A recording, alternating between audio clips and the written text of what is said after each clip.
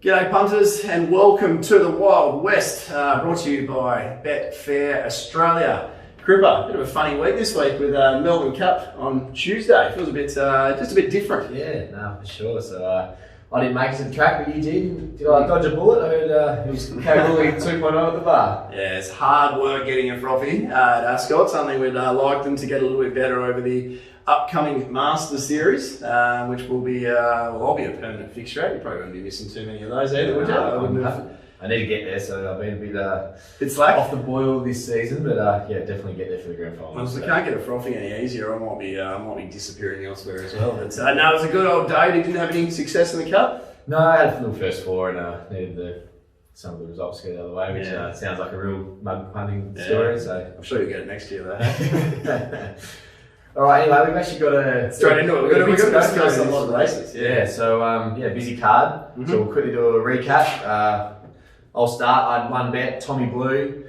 Probably can't remember the last time I've A, got a price so wrong, and B, had a favourite I backed go so poorly. It was out the gate late, missed a kick, never travelled. I think it's actually still running. So not my brightest moment, but only had the one tip, so no good. And I reckon you're going to be pretty keen to talk about something. It is. I was actually just going to give you a little rev there. Though we punt very differently in the way we go about things, but I've never met someone that continuously gets those prices right around that $3, $4, $5 mark, and they start shorter. That's a very difficult price range to back out because it only takes support for one other or something to go wrong from the drift out. So it is a rarity that does occur, and it's ran accordingly, didn't it? I was on two. I was with you. They knew. So you weren't an orphan there. Durandale put in an honest effort in the what was the feature's name? Prince of Wales. Yep. Prince of Wales. Honest effort from Durandale and the Prince of Wales. I think his time has come. Happy paying for that bet at the $40, and then. Here we go. And then, I'm just trying to play it cool. Was that it? Was there any other bets for the day? One more maybe. Did you do it? Yeah, we might have had something. Here we go. Luke's gold in the last. Was about $40 into about $10, something like that. Yeah, just did it the hard way as well. Sat deep. I'm not good at this. How were you in the run? We always travelled nicely. No, I was actually okay. Let it sit wide. No, I was actually okay because we had the back of Still and Nova in the run, who I thought was going to take us on. But then for a little bit, then Still and Nova got to the breeze, I think, and we were left without cover. But horse travelled well, and it was funny. In weeks gone by, we've talked about Bedouin Bell coming at Don's Legacy, and we've talked about Trade Fair Express coming at, what was that one you were very kind of Lonsdale Lady? Lord Lonsdale. Lord Lonsdale, sorry. And when I saw Mosha, who's that deep the trip coming up, so I thought, turn the phone off. Oh, I might be honest. Save the battery. I thought I might be honest. So no, it was nice to get one at a big price. Yeah. And I'll have to give you credit for that. That was, like I said in the show last week. I said the Perth Turf Talk Terry's back, and in the clock back, I reckon. Yeah, tipping big price winners for fun. So yeah, well done, mate. Thanks, Dan. I appreciate that. I really do. Very. Let's give it. I don't know how to take it. All right, give me your ride of the day. All right, ride of the day for me. I'm going to give it to my jockey Kira Yule on Taj Mali. I just liked it. It was a really cunning front running ride. There was a heap of speed. She was drawn wide. She outfoxed Chris Graham and Pink and Great early. He was drawn inside her and had led her at his previous start. Ended up 3 deep when she led. Barely broke benchmark. Gave him the slip on the top of the turn, and then she really rode it home the last 100 when they were coming at her. So yeah. Pretty much something on? I didn't. No, I did. Yeah, I did actually. Yeah, nice. So I was happy for Kira, obviously. And yeah, that's how you ride a leader. Yourself? Very impressive. I'm going to give it to Benny Patterson, actually. The ride on, it gives me a chance to plug 2 horses as well. I thought the ride and the run of Western Rhythm, coming back through the field, scything his way through, a bit stiff not to get there in the end. I thought for a jockey who doesn't get too many rides, it was a nice confident ride through some gaps, and he really rode hard to the line. That won't be losing wherever it goes next start. I wouldn't have thought either. So that's not the horse to follow though. Who's your horse to follow? Horse to follow. On a day where you could probably pick about 5 Cerise and White horses to follow, they all went absolutely super. I'm giving mine to Midnight Blue, who actually backs up off 7 days, so we'll be touching on later. Got back from wide draw. The theory that you like the roadblocks, it's got on the wrong back, ended up in a different postcode to the leaders in a race that was dominated by those that sat on speed. Absolutely savaged the line. Especially the last 100, I was really impressed with, and also past the post was pretty much had gone past Notorious One with 100 metres after the line. So steps up to 1800 metres Saturday, but as I said, we'll get to that. That's my horse to follow. Yourself? To come make a better horse, but yes, I won't go any further. I tossed it up between True Attraction, E Always. Let's go to E Always because I gave it a big knock about going to the Weight for Age race. Can understand why now. If they happened to win that, they would have got 1 million ratings points, and but they would have qualified for the Winterbottom in what is potentially, I don't know, it's an up and down year what we've got going to the Winterbottom with Clairvoyance announced today that she's out for the carnival, unfortunately. But E Always, I thought, her.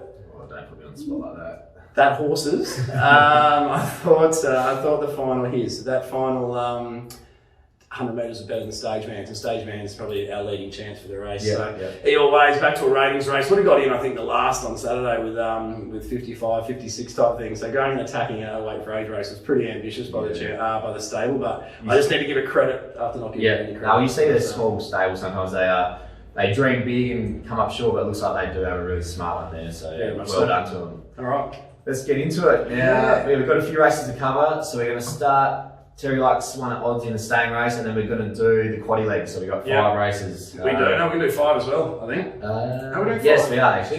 Midnight Blue. We're to come in, rightio. So firstly, tell me about, I was going to ask you, we've got a very odd day wind-wise. So it's basically an easterly for about 3 days straight. And then at about midday, 1 o'clock, it switches over to a westerly, which I knew would upset you greatly. What are we allowing for? I think earlier in the day, with it being 30 degrees as well, we want to probably be looking at those closer to the speed. I don't have much interest earlier in the day, but we want to be looking at those closer to the speed. As the day progresses, watch your wind gauge, get your sock out the front going, just lick the finger, chuck it up in the air. That sounded bad, didn't it, actually? And monitor that breeze, and if the easterly does stay in for the day, it's going to be super hard to make ground. Yeah, 100%. I reckon, so rails at 8 metres should be, if it wasn't for the southwesterly or the chance of that wind coming in later, it'd be a real on-speed day. In saying that, depends what forecast you look at. Some of them are saying it's just going to be a straight south and it's not that strong, which I'm praying for, because I reckon as long as there's no westerly in it, I reckon horses that are on speed will be suited. So just monitor accordingly. Especially being 30 degrees as well. Exactly. Today. All right, very quickly, gonna chuck one up at a big price here. We can go one better than the $41 last week and lob one up at $70 here. This isn't the strongest of staying races. I'm happy taking on, potentially to my detriment, because I don't want to take on too many over a journey in the Cerise and Wild, but I'm happy taking on Treasured Crown, coming out of a very weak Class 1 victory. Last time out, the way my market's set up, I've got the Cat Ratcher far shorter than he currently is. He's a 9-year-old, but because of injury, he hasn't really had a full career, so I don't think he's racing like a 9-year-old. First up, huge behind Phone Me. Second up, the money came. It was about $12 into about $4 or $5. They wanted to go forward. Christy Bennett, the apprentice, was on the stable apprentice, missed the kick. They ended up backing in last. Hit the line really hard on a day where, in a race where the leader actually won and dominated by the on-pace runners. Third up was held up behind a wall of horses, again with Christy Bennett on, forget he went round. And then last time out, Hoodlum Thunder broke down, went back through the field after settling in 6th of 12, ended up back last on the bend, held up again at the final 50. Look, I don't think this is any type of certainty, but I've marked this horse sub $20 and you're getting nearly that price to place. I reckon they're going to be aggressive here, that's my guess. Expect even a potential notification tactically that they're going to try to go forward, whether that means try to lead in a race without much speed or it just means go forward and try and settle in a 1-1 type spot. It's a career low weight. I reckon this horse can give a lot of cheek. At 71s and 16s, I have to tip him. So we just want something on. No, fair enough. Staying race has got my forte. You did mention before that you liked it, and when I went back and watched it, Reclap, its last run, was also quite impressed. Actually, for some reason, missed it in my review. Didn't black book it, but it was a long way back. Probably because I'm not spending that much time on the staying races, so definitely won't be potting your $71 chance. One question though: will you be looking forward to doing next week's Wild West if this happens to lob? No, you actually get a hug next week if that wins. So you're pretty close this week. So I'll forget the money now. There's a real fillip there for me. You get another compliment, 2 and 2. Okay, race 5 we are going to skip. Looks a cracking race, very interesting race. Race 5 with Western Pride, Naughty by Nature. But we're going to race 4. Skipping to race 5, but we are going to skip straight to race 5, and the horse that Crip just touched on, Midnight Blue. Yep, as I won't go into it too much because I said it in the horse to follow, but got way out of its ground last Saturday, held up behind the wrong horse, and the on-speed brigade kicked clear, savaged the line, beat Notorious One past the post. Gets 2 kilos on that galloper, steps up to 1800 metres, draws well in 5. Lacta is riding quite well at the moment and getting a lot of these Cereson white runners home. I've marked Notorious One and Midnight Blue $3.50 a pair. Notorious One's a tick over even money. Midnight Blue is $5.50, and that's definitely the way I'll be playing. Yeah, I'm with you. I love the way this horse is hitting the line at the moment. I didn't think he was much of a stayer or much of a horse last campaign for Bob, but they've given him 6 months off. He's come back, and it's just, as you said before, the way he's run through the line and then past the line as well. He's just really savaging it. My worry, and the reason it's probably not going to be one of my very best, is Lactar to some degree. Can be a bit patient on these runners and wait for the race to be all over. I think Midnight Blue gets the journey. He's side by side, you think. I'd love Lactar to ride him a little bit early. Just have him in 5th or 6th. No, let's not get too far back. And then if you even put him into the race at the 4,500, I've got no issue with that. I don't think we need to ride him for luck. And I'm with you. I think he can turn the tables. One that's come up well above my price in this as well. I'm not going to be having a huge amount on, but I really think that Elementaria hasn't found a race to suit thus far this prep. Peter Hall goes on for Chrissy Graham, and at the moment, horses just aren't going all that well for Chrissy Graham. When I say at the moment, probably the last 6 months or so, but I just think that this horse at $35 can either breeze, can land on the back of Saucy Jack in the 1-1. It's a better horse than it's shown at its first 2 runs when it hasn't been suited breezing on either hot tempos or unsuitable tracks. So at a big price, we can have something small on Elementaria, but I'm with you. Yeah, fair enough. I thought there was only one other chance in the race, and that was Deputano. Marked her $8. It's about the same at the moment, so probably at this stage won't be saving, but if you see double figures late and you're keen to get the hot pot beaten and want to go in with a 2-pronged attack, then that would be my second pick. So, geez, we've tried to get Notorious One beaten a few times, haven't we? Yeah. No, I definitely respect Notorious One, especially now he sat on speed and was tractable, but just can't have him at even money. No, I'm with you, exactly right. All right, race 6, the first leg of the quaddie, 1,400 metres. This is one I'm quite bullish on. It's actually my best of the day, the way I'm going to attack it. I'm not much of an each-way punter unless we're talking sort of $3 plus a place. It's a sort of just a long-term theory in that sense. It's going to be some heartache at times, but we deal with that. This is one I'm going to back it each way, and it's only even money the place. I've explain this to a million people, whether it's a right or wrong theory. I like to look at the win and the place as sort of 2 separate investments. I think that Angelic Miss is the horse I'm talking about, sorry. I think she maps perfectly. I think she's on the up. I just think she ticks every single box to run a good race here for Simon Miller from the Good Alley. So with the unknown factor on Invictus Domini, which has probably come up a massive rating source, I understand. Yeah. So with the fact that Invictus Domini does have the ability to come out here and absolutely brain them. Like, I know that's the case, but at $2.30, 40, 50, what are we talking? Something around there. Like, I'm happy to look around him. This is a small trainer who's got to bring a horse down to Geraldton in the morning.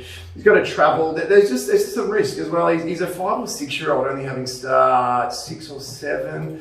5-year-old having start 7, so he might have had a few little issues along the way. Look, I'm definitely not going to pot him. Thoroughly enjoyed watching his couple of demolition jobs at Jared this campaign, but I really like Angelic Miss. I priced Angelic Miss' favourite, Crip, which might be slightly ambitious, but at her 3 runs to date, her first career start over the 1200s, she started favourite, got back to last on a leader bias Pinjarra track, flashed with Willie Pike in the saddle, Blazing Billy, Jake Star beat her home. It was good form on a day like that. Came out, we were both pretty keen. I think most of Australia was pretty keen in all fairness. At Northern, landed in the breeze with Chrissy Parnamon. Race was all over pretty early on. The second horse came out and won his next start. Differentiator beat Fishhook and Ian Special that day, who came out and won their next start. There's some form lines which add up for me. She couldn't have done any more than she did. Last start, she was on a suitable part of the track, as you touched on before. We started here, but she chased home Soleil, who I thought was huge in the Burgess Queen yesterday. I thought her run was better than Soleil's, all things considered. I think if she gets the run Soleil had and vice versa, it's a different result. I think she's got some tactical speed. I think she lands just off them. As I said before as well, I think in a couple of runs she'll be a 70 rater and she'll be carrying 59 here and not 53 after the claim. So I think $5.50 each way is available by the length of the straight. My best of the day. I'm super keen. Yep, no, fair enough. I'm looking forward to Invictus Domini stepping out. Normally I'd write Jerry form off, but you don't see many horses win by 9.8 and 8.8, 2 starts in a row. I also then went back and had a look through. There's a few other German horses who are racing on this card, and I went back and had a look at their ratings. So what they were doing in Gero when they came to town, they seem to they come back a couple of lengths because the Gero form isn't as good. But so I took a couple of lengths off Invictus Dominique and still got him super short in the market, $2.30. In saying that, there are a few reservations over him. The travel, the barrier, I don't think he'll get to the front as easy as what he has been. So even though he's slightly above my price, I'm happy to watch, but definitely won't be betting around him. What do you need to play? $3 $3 probably get, yeah. But even then, I don't want to go chips in. It's just a race. I'm really looking forward to see how it goes because he's been a bit of an excitement machine up in Gelton, and got some. I like when Mitch pretty much screws his neck around. Had to see a chiropractor a couple of times after him. So, good luck to small trainer Adrian Tiver. He might have a special one. I think that's half the reason I'm backing this each way. I think part of me wants to get beaten by 9 lengths, but still run 7 off 39, not doing my ass. So, but yeah, Angelic Miss, a rare each way bet at that price for me. But super keen to see how Invictus Dominique goes too. Race 7, the first of the features. This is I always like these 3-year-old features. Yeah, it is the Faritha for the 3-year-old. Colton Geldings, the final lead up to the WA Guineas. Well, for the blokes at least, the main final lead up, and Dom to Shoot is all the rage, Crip, but can you get him beaten? I think I can. I do respect Dom to Shoot. Just got to try and take him on because he's drawn 11 of 13. But in saying that, if Sal Wesley comes in there making ground, he's going to be super hard to hold out. But I'm hoping it isn't, and I'm going to back one at double figures, and that is Empire Reign. Yeah, here we go. Gift for Empire Reign had some really good 2-year-old form, came back, did the first up run was really good behind MTA, who then came out and won at his next start. Gets a weight swing on that horse when they meet today, and MTA is about half the price, but really liked Empire Reign's last run. Sat deep in that race that was won by Magical Dream, but more importantly, he got chopped out at about 200 by Gemma's son, who's we'll speak about. Mr. View later on. Mr. View and Gemma. Well, Hardy got suspended, so. Yeah. Did he? Yeah. Right. Yeah. Oh, really? Yeah, I'm pretty sure. Okay. So he was both of them, but and so even though he was wide, he wasn't going to win, but I reckon he was only going to get beat 1.5 lengths, 2 lengths. Got chopped out, didn't almost fall, but got spat right out the back, and it really inflated that margin. So really happy to forgive that run. If you look at some of his figures from his first up run and also when he won in his 2-year-old campaign, they're really strong. This map's good. He could even find the front or at worst settle outside the leader, and I reckon at $11 and $3.50 a place, he looks a super each way investment. Yeah, I like it. I reckon he probably beats Gemma's home. Gemma's son home last time out when they came alongside each other. I reckon he might have been travelling better, just about. Yeah. So if that does occur and he runs 30, he goes up $4.60 here type thing, so $4.80 type thing. So look, I'm definitely with you. I've had something on to chop out in the race, but I'm big Dom to Shoot. Love the weight scale. I'm tipping Dom to Shoot for the Guineas. Currently about $12-13. I'm expecting him to probably be favourite after this weekend. But there is risk, 100%, with the fact we're backing a back marker. Barrier 11 could get caught deep, could get too far back. There's always risk in doing so, but we'll back the Pontiff in. I just think Dom to Shoot looks a level above this lot, but it's a cracking little race, and looking forward to it. No, I agree, but just backing horses at $3, especially without seeing the conditions, not my cup of tea at Ascot. And if it is on speed, I would expect the money will come for Empire Reign. Yeah. But if they're running on, then it'd be hard to hold out Dom to Shoot, hence why I'll be backing him each way. I think $3.50 a place is pretty good for a horse that will just be right in the firing line and can give a good kick on straightening. There's a good weight swing versus MTA as well. Yeah. It's pretty well on the market, so ticks a few boxes for you. It does. Always wary of the Cerise and White runners though, even though they're coming out of maiden losses at Northern. You're just always wary about how these 3-year-olds progress for Bob, so probably a reason I probably won't be going guts in. Yeah, no, fair enough. The main race, the feature. The Lastia over the 1,400 metres. If you can find the winner here, you've done pretty well. I marked this $7 a field.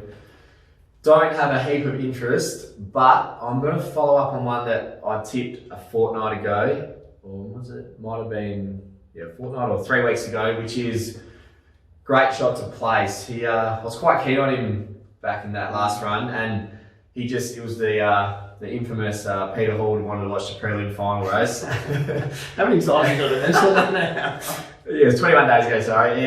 He's a leader that loves to roll along. He didn't get anywhere near the front. I was actually surprised with how well he whacked away, only beating 3.5. The weight conditions aren't suitable here because it's back to a weight for age instead of the set weights and penalties. But the map looks more favourable. He should be able to find the front here with Gemma's son Aquiri at the 1400, so you'd like to think they won't overcook it early.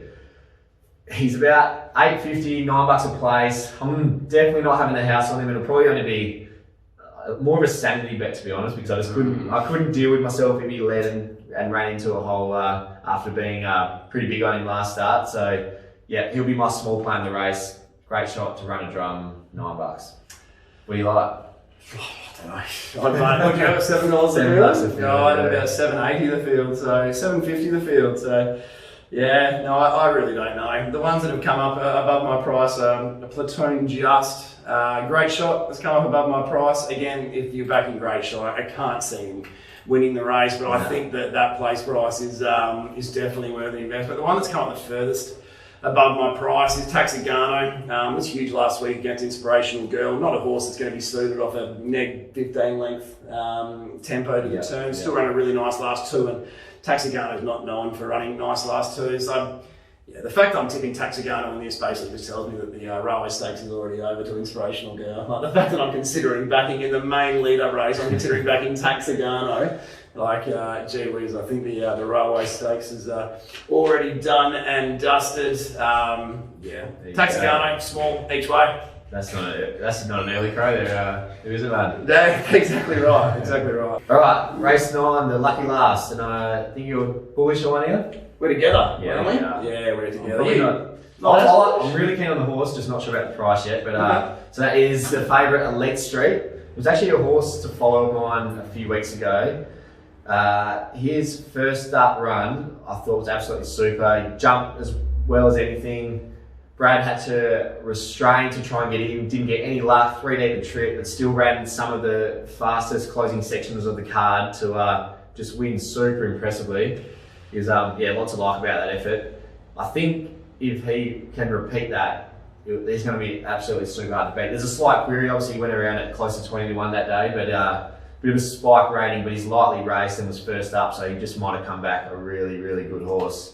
Yeah, it's a topic. You feel a bit cagey hopping into one at sort of that $3.50 mark after they've just got up at 20 to 1, but there was something that always been a little bit of a thing about Elite Street as well. So I mean, it's won 3 of 6. He actually won a 4th, lost it on a positive swab. Lost on debut with Kieran McAvoy on when sitting deep the trip, and then lost a maiden at $1.40 to Mirth and Music. Yeah, I absolutely bombed. Didn't quite frank the form on Mirth and Music. I had a strong jockey with me. This is the type of horse I'd usually look to take on, but on top of what Griff said, I've done the map is so good because the horse is drawn directly underneath him. He's got barrier 7 here at Boomtastic, who breezes, State of Turning, who misses the kick every start, Highland Beat, who probably is 1-1 type thing, Long Beach goes back to the fence, Cliffs of Comfort leads, Barracky Beats, I don't know what's going to happen with Barracky Beats, but basically it really just sort of lands sort of 3 back, 1 off type thing. It looks like half the field goes forward, half goes back. Exactly, that's what I was trying to say. I could have summarised that a lot better than I did. Battlestorm had his back last start. Yeah, he does get a nice swing on him, but geez, Battlestorm had his back last start and couldn't... and that was when Battlestorm had the cover. Yeah, exactly right. Couldn't make an impression. Cryptic Love sprints really nicely fresh, but I can't see why he wins in this class coming from last. So, no, look, if I often think if you try to get one beaten going into a race, and that's the horse you end up finding, there's a good reason you ended up finding it. So I've marked, the key thing here is, as Chris mentioned, we can back as many winners as we want, but if we're not taking peak price consistently, we're going to be living on the streets. So that was probably a stretch, wasn't it? That was probably I like the But I've got Elite Street, so we're a bit different. I've got Elite Street $2.80, and I'm expecting there to be support despite other money horses in this. What have you got? I had him $3.10, so $3.30 available at the moment. I'm just not sure. Like as you said, Battlestorms normally has some really short SP. Cliffs of Comfort is a horse that could be heavily backed and looks to find the front. I thought Boomtastic's actually a bit of early value. Not that I want to be on, but there could be money for her. So I'm just hoping. Yeah, I don't know about the price. Like, I've had half my bet on now, and I'm going to wait for the day for the other half. Yeah. But gun to head, I reckon we see better than 330. Okay. What do you reckon? Touch and go. My market's to 93%, not a full 100 either. So the 280 comes out closer to $3. Yeah, touch and go. The fact we've got Long Beach, Cryptic Gloves, Cliffs of Comfort, Battlestorm, Boomtastic. There's money there, isn't there? There's going to be some money around, but geez. Goes good. It does, yeah. No, and just we're not even worried about the win. We're just worried. The win's just already win. won. It's just what price we're going to get. No, just got to quickly touch on Dan Morton's stable. It's absolutely humming at the moment too. So he's got a great stock of 3-year-olds, both sexes, and yeah, Elite Street looks pretty smart as well. So I think we're both, and probably by then would have had a few beers. So looking forward to diving in at the 220 late. That's a big chance. I've taken my whole. I took the 360 earlier off. We managed to go for a reasonable stake at the 360. But it's a really good card. I like the entirety of the card. Jump on and listen to our podcast. Me and BJ Ryan and I, the 1-1 WA Racing podcast. Actually, episode 50. Is that? Yeah, we raised the bat. Yeah, so. I only got to do that twice in a 12-year cricketing career, so it was nice to. You just had 64 at Balbourne, just everywhere. Cal Corner, they had the wagon wheels just in the one spot. Crips Racing flying. I think Tuesday was a big day. We had a little cut day fill up on Tuesday, so off a big month, so it was nice to get balls really rolling at the moment. It's a great time of year to bet. Also, just started up a Crips Racing public Instagram page. Not going to be for tips or anything, more just for listen to this. So it's at Crips Racing. I love getting videos of people recording their mates watching winners go past the post. So follow it on Instagram. If you've got any videos, send them to me and I'll post it. So it's going to be for a bit of fun. I really like that actually. Yes. So all right, before we do that, how long till one appears on there? Yeah, you normally the other way. Best of the day? Angelic Miss each way. Yeah. Okay. I'm going to go at the current prices. Midnight Blue $5.50 is a good price. All right. I think it'll start short. So we can get about 35 to 1. The all up. Yeah. But again, Elite Street's probably my biggest investment. Just not sure if I'll be betting early or late yet. So that'd be an Origin bet, wouldn't it? Because he'd probably start at 260 and we wouldn't get anything out of it. So busy day at Ascot and looking forward to it. So gamble responsibly and we'll see you next week.